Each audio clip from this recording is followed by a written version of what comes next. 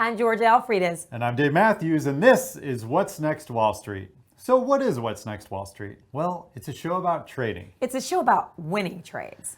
Yeah, Georgia, but it's not just about the win. Okay, of course it is. Okay. But the purpose of What's Next Wall Street is to help you learn about trading in a fun and entertaining yet useful way. Right. We're going to talk about all the new hot products and services that we think you'll not only want to use, but also invest in.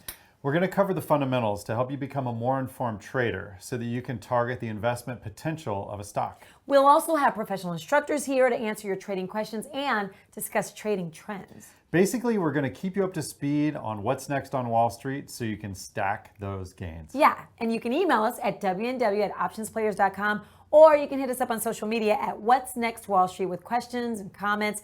We can even direct you to instructors and experts over at OptionsPlayers.com who dig into the fundamentals. Now it's time for our Stock Minute. Okay, so last show we discussed Democratic economist Janet Yellen becoming Treasury Secretary and how we expected the market to be bullish on this. And I mean, I hate to say we told you so, but I guess we can say we told you so because equities continue to make new all-time highs. So we also covered crypto and how the Fed policy decisions could make for a buying opportunity. And since that episode, I mean, I'm not saying we know our stuff, but I'm just saying that. Yeah, and since then, Bitcoin has almost doubled from $33,000 to a high of just over $50,000. Crazy. In fact, Elon Musk of Tesla has disclosed that their corporation itself has acquired $1.5 billion worth of Bitcoin. And we're hearing that many other large corporations are getting ready to do the same.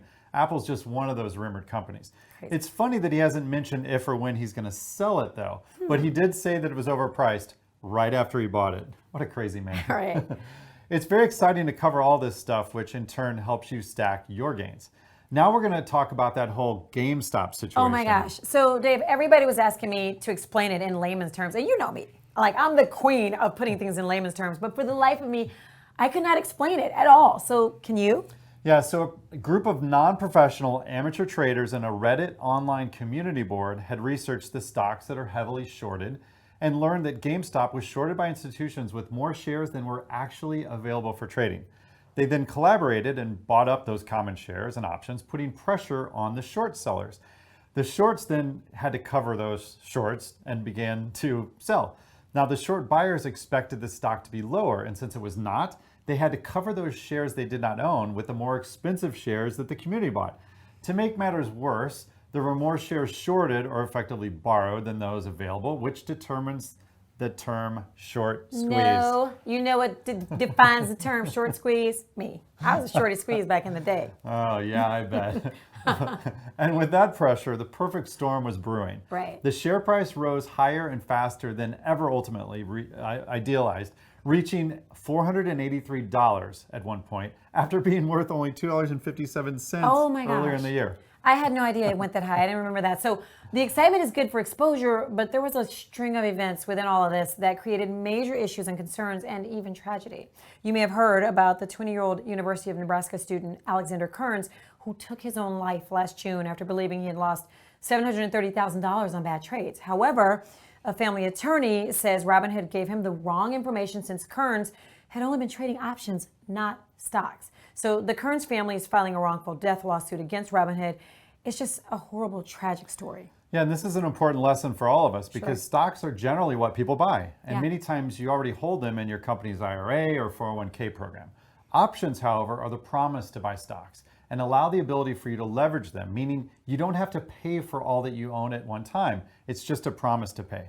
So I want to know what's happening with Robinhood now and like what happened with GameStop and what could be happening, moving forward. We've got Greg Krause of OptionsPlayers.com here with us today to discuss. Hey, Greg, welcome.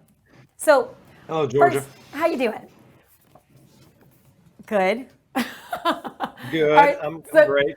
Okay, good. So first, explain what happened with Robinhood with regards to the GameStop situation. Can you go into a little more detail with that for us? Now, are you talking about why Robinhood's halted or stopped allowing individuals to trade it? Yes. Or how many? Okay, so it was it Robinhood's fault? Yes and no. So initially what it is Robinhood of which most of its accounts are margin accounts. And high volatility can put strain not only on the broker, but also on the clearing company. And there's actually regulations that requires companies like Robinhood to set aside hundreds of millions of dollars with what's known the National Security Clearing Corporation. And the reason why there is a National Securities Clearing Corporation, which is part of the Depository Trust and Clearing Corporation, I know that's a lot, is because we have to clear these trades. So when you buy something and you might see it in your account, you actually do not own it until it clears. Currently, that's 2 days. 50 years ago, they used to shut down the market on Wednesdays just so everybody could gather up the paper, because it was like 5 days, 7 days for clearing. And then they had to exchange all these little sheets to find out who owned what. Now it's all digital, so it happens much faster. But the main reason is regulations said Robinhood had to have a certain amount of money to make sure those were cleared. And that's most likely why they stopped allowing the trades. It wasn't anything where Robinhood's trying to get back at the users or something like that and save the hedge funds, because Robinhood does better when their users have more money in their accounts. In December 2020, Robinhood's users only had a combined like $5 billion in stocks and assets. And that's nothing when you start comparing that to say Charles Schwab and TD Ameritrade or some of the other big ones that have trillions. So they're the little person on the block. The one thing they could have done is, once they saw that volatility starting to happen, is to predict that they were going to have more capital to secure those, and then got that money quicker. But it wasn't just Robinhood. A lot of other large ones were actually on the hook for that. And basically, everybody started running out of secured capital. Yeah, and the U.S. government made Robinhood have 2 tranches of money added from their board. So it was first $1 billion and then another $2.5 billion, which is crazy. But wait, I have a question, Greg. What's a tranche? Yeah, that's a good question. I don't know. I guess Robinhood is the tranche of brokers, because if you need to read your user agreement, because Robinhood has the right to stop you from buying whatever they want. You signed it, although we know none of us read it. But you basically bought the cheap plastic toy to go out and hit with a baseball bat. If you're going to invest, Robinhood is it. If you're trying to trade, that means you're actually going to try to buy something and hold it or do anything, go get a real broker. Robinhood did one thing good. They offered free trades for, the average person, but that has kind of forced all the other big brokers to also do the same now. So every broker out there has free commissions, but you're still with the one, the cheapest one out there. And I don't mean cheap as in price. I mean, it's garbage. All right. So they brought it to the masses, it's kind of like what PayPal did with sending money. Sure. You could go to your bank and wire money, but PayPal made it for the masses, and that's what made Elon a very rich man. Mm-hmm. So, Greg, where do you see GameStop going from here? What's happened in the last couple of weeks? Well, GameStop is not PayPal. They will not be around, for 20 more years. It's just how can you explain the future of gaming? It's already digital and most likely the cloud. So less and less people are actually going out and buying physical games, right? If I want a game right now with my kid, I may take him out to buy that game, right? But even when I bring it back, I have to actually download it onto the thing. It's just not playing off the DVD anymore. It's just too much graphics and everything. And if you look at the financials of GameStop and their cash flow, they're going to have to continue to raise money. They lost, it was like 2018, they lost 673 million net income, 471 in 2019. So yay, they're doing a little bit better. And then 2020, they did improve some, but what happened in late 2020? You had the launch of the Xbox Series S and X and the launch of the PlayStation 5. So really, where is all this going to go? You have Sony, Nintendo, Microsoft, and your Xbox, PlayStations, and Switch all have dedicated marketplaces where you could just buy the game. And then developers, also have their own that you can buy stuff. And in the end, the future is really going to be digital, and then more maybe towards a like a SaaS, like a subscription service where you can subscribe to, say, EA. I know they already have it, and you can get all the EA games. That's what's going to happen. And GameStop, it's too late. In my opinion, it's too late for them to try to change directions, because I have no idea what they're going to do. They could have a website as good as Amazon, and they're still going to get crushed. It's just margins, and direct to consumer is going to be cheaper. So Microsoft and the developers are going to be able to do it. So they're the next Blockbuster. So all these people I was literally just thinking, oh my gosh, they're a Blockbuster. Yeah, and I mean, some of these private these retail investors, okay? So actually the main person that was in it, I don't want to say his username, I'll think of it, Kevin or whatever. He's actually a professional stockbroker. So he has multiple series exams. He's actually a supervisor to other individual stockbrokers, although he worked for an insurance company. So there's probably going to be some fines on whoever was supervising him because of some issues. But the whole group, you went against Goliath and you got some money. You won. But the problem is they think they can just stay there and it's going to work. Nah, that's not. I mean, I'm not going to say you got lucky. You did your work. But the longer you hold out and you're fighting against money, right, sooner or later, that money is going to crush you. They know the game.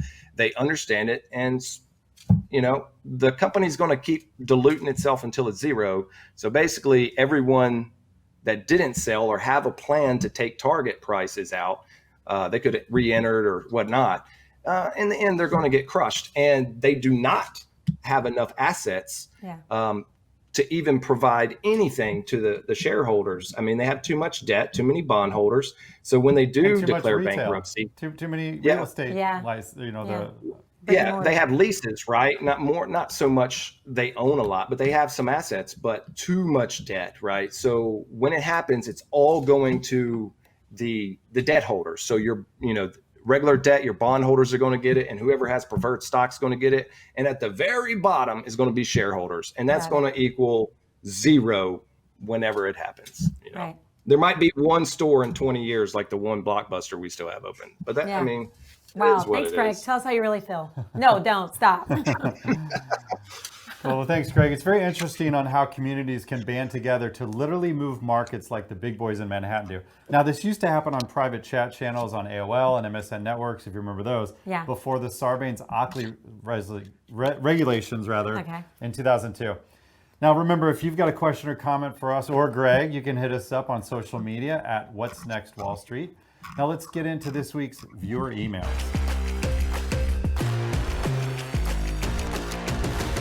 So this is my favorite part of the show because it's where we get to hear from you, right? So what do you have for the first email, Dave? Well, this portion of the show is brought to you by E-Trade.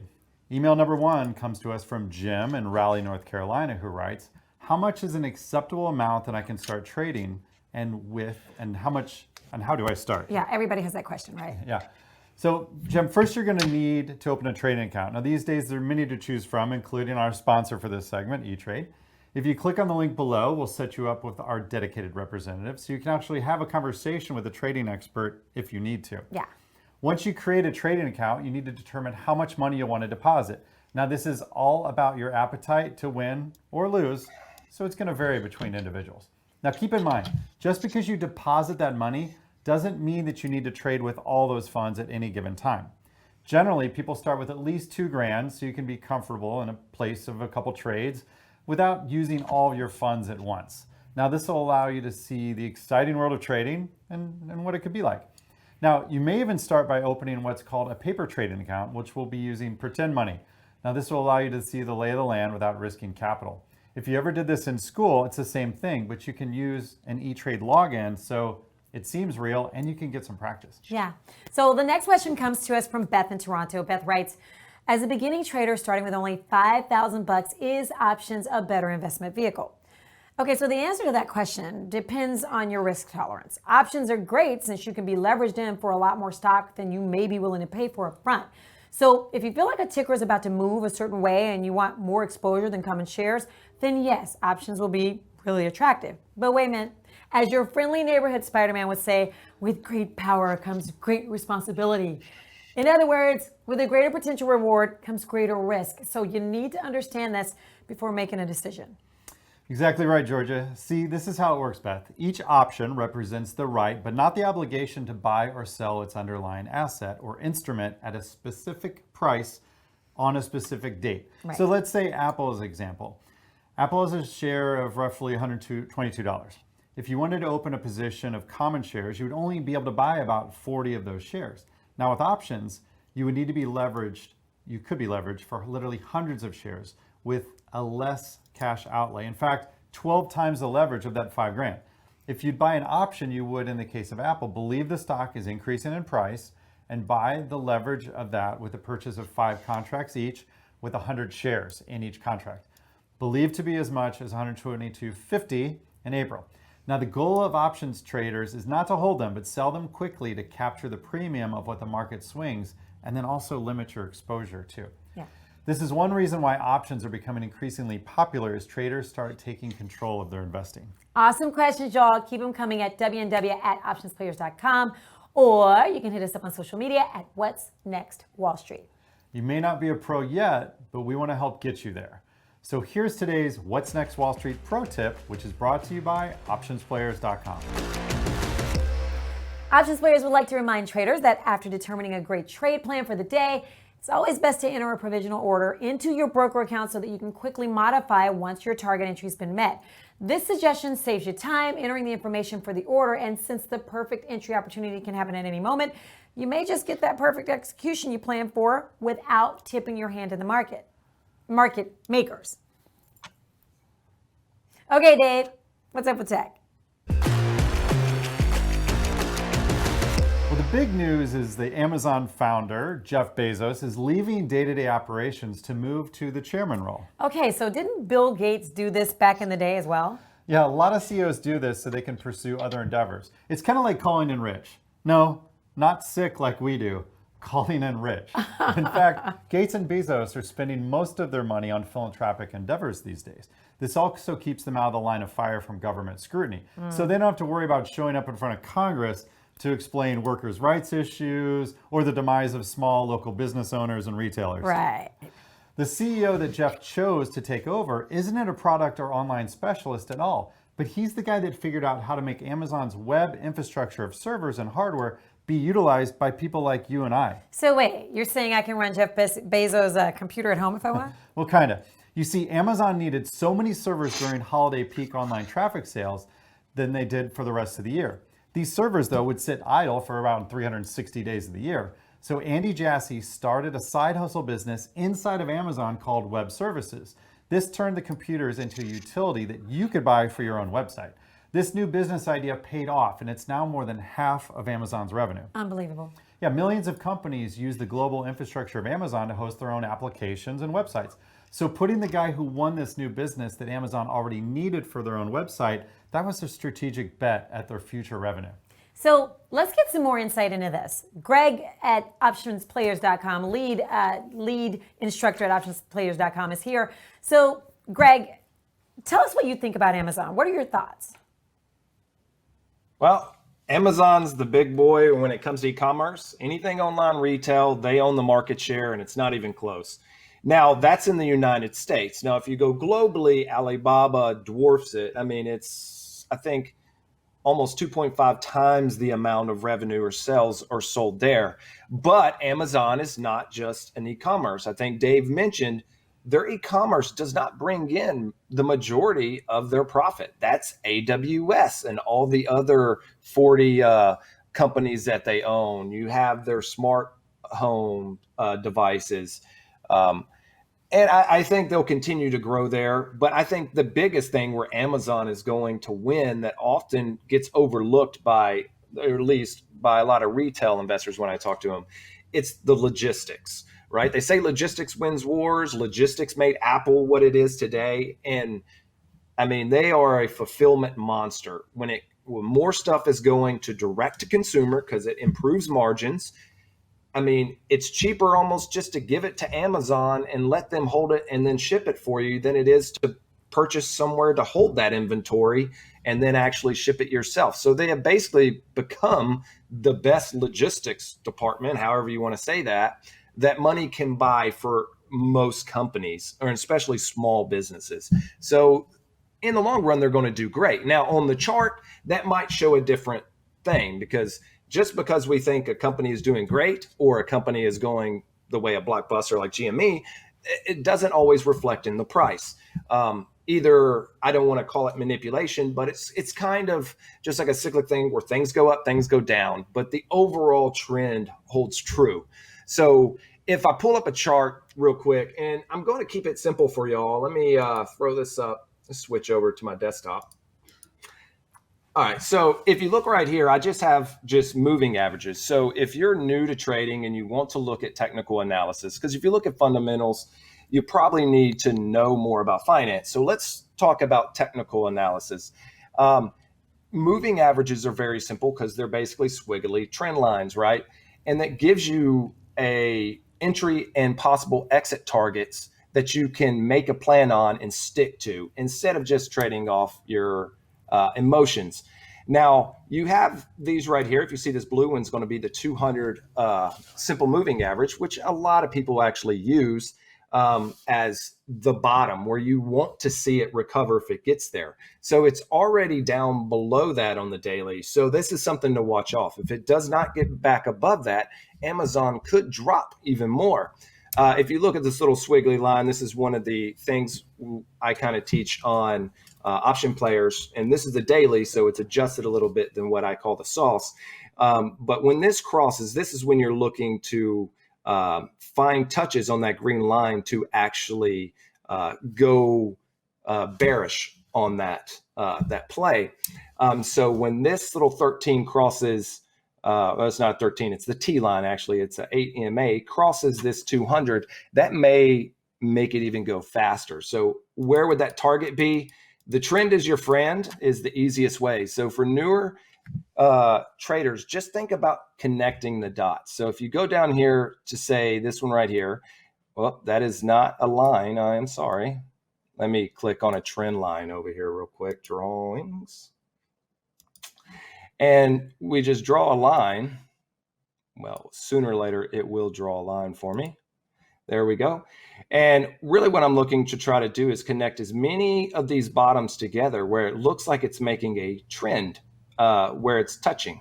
As you can see there, you can see my cursor. You have it starting there, touching there, there, and there. So this is a long drop. And you may say, well, that's a long ways down. You're taking it from, where it is now all the way. Wow, that is long. So you're saying, down there. I think he's saying I need to sell my Amazon shares. I think so. Well, I'm not. All right, I am not. I think Amazon is good, but the thing is you never know. So when you make a plan, do you buy at the top? Do you wait for, say, a 200 EMA? So bottom line, for us, when do we buy, top or bottom? And then we're going to let you go because we know you got. Yeah. You may miss the bottom and you may miss the top. It's just to have the plan. So for me, I'm not going to purchase something like Amazon or Apple for a long-term investment. Got it. Okay, this is for long-term investments. If it's way, way high off of a moving average or a trend line. I think Amazon will go to that way down there within the next 2 years, but that's just me. So it's really, you got to make your choice and stick with it. Thanks, Greg. That was incredibly informative. So, all right, Dave. I know I said emails are my favorite part of the show, but I meant to say one of my favorite parts of the show. I am the ultimate consumer, so consumer trends is my favorite part of the show and probably life in general. So listen, I love sneakers, as you can see. I am kind of a sneakerhead, but not just any sneakers. I'm a designer fanatic, so don't tell my husband. My closet is flush with Givenchy, Chanel, you name it. However, the sneakers getting the most play in my rotation these days is my J's, my Jordans. Now, I have to preface this by saying I was around when Jordans first became cool in the 90s, and I never even bought a pair. Y'all, I bought these sneakers at a luxury boutique, and I feel just as cool as my 15-year-old. Of course, he would not agree with me. But Nike is still killing it after 50 years. Nike's market share in athletic footwear is between 25 and 30%. But the thing is, these kids aren't wearing Nike to play sports. Well, they are, but many are buying Nike because it's cool to have Jordans. Oh, and you can't crease them because once you crease them, you have to get another pair. And Nike is playing a bigger role in places like China. I mean, Nike's growth is just crazy. But don't sleep on Adidas. These tie-ins with celebs like Kanye West and his Yeezys, Beyonce, she's got Ivy Park, Stella McCartney, Donald Glover, and so many others. It's crazy. So back in the day, I had shell tops like LL Cool J. Oh yeah, I need a girl with extensions in her hair, bamboo earrings, at least 2 pair. Oh, a Fendi bag and a bad attitude. That's all. Why did you get me started? Now this song's gonna stay in my head all day. Thanks. Yeah, and don't even get me started on Crocs. Those are the rubber shoes you wear when you give up on life. But thanks to some celebrity collabos with Texas rapper Post Malone, yeah, Crocs stock too is at an all-time high. It's more than tripled in a year. It went from $8 a share to now over $70. Oh my gosh. So the point is, celebrity endorsements can lend immeasurable credibility and coolness to a brand. So being plugged in and aware when it comes to social media and even pop culture can be invaluable when it comes to investing. You know what else? Check out your kids' closets. They can probably predict the next big stock pump. That's right. Today's street trends come from influencers on social media and the next stocks you should be considering. That's right. Georgia, we've learned so much today, and we hope you have too. Yeah, like lots of great content. Dave remembers LL Cool J 90s lyrics. What? Special thanks to Greg from OptionsPlayers.com for providing his analysis today. I'm Georgia Alfredas. And I can't believe that was your takeaway from this episode. I can't believe you remember those words word for word. I'm Dave Mathews. See you next time on What's Next Wall Street.